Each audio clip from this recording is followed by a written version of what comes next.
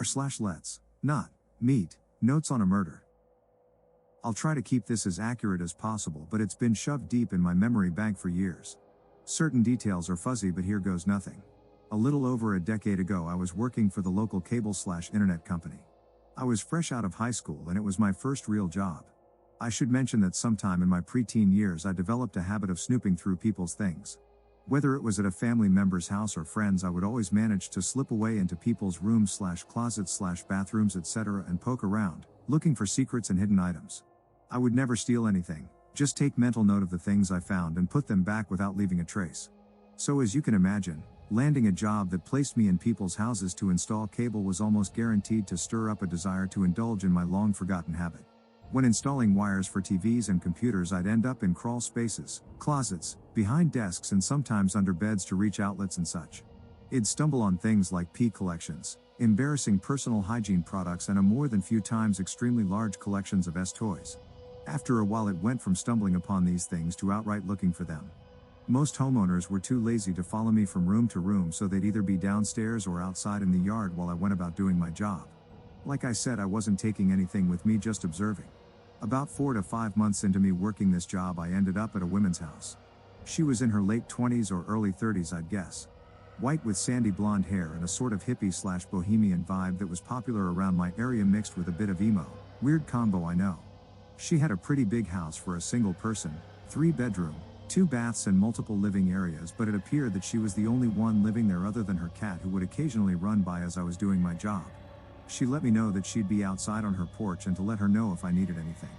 The house was quiet and big, so I knew I'd be able to hear her coming and have plenty of time to clean up if I happened to do some snooping around. The perfect storm, lol. All in all, it was pretty uneventful. I carried on with my work, but I'd every so often take a peek around at her things.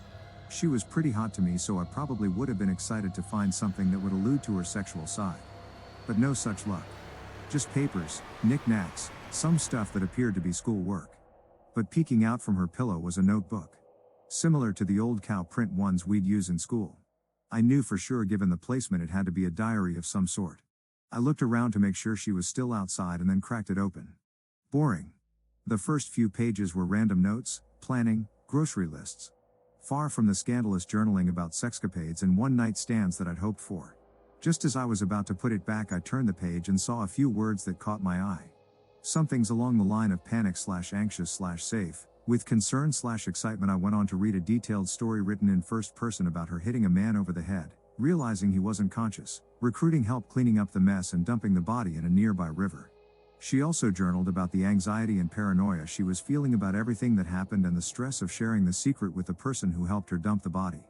I remember being extremely uneasy and feeling more creeped out in that house every minute that passed by. The silence of the house that I previously found peaceful started to bother me. Even the jingling of the cat's collar was beginning to haunt me like something out of a horror movie.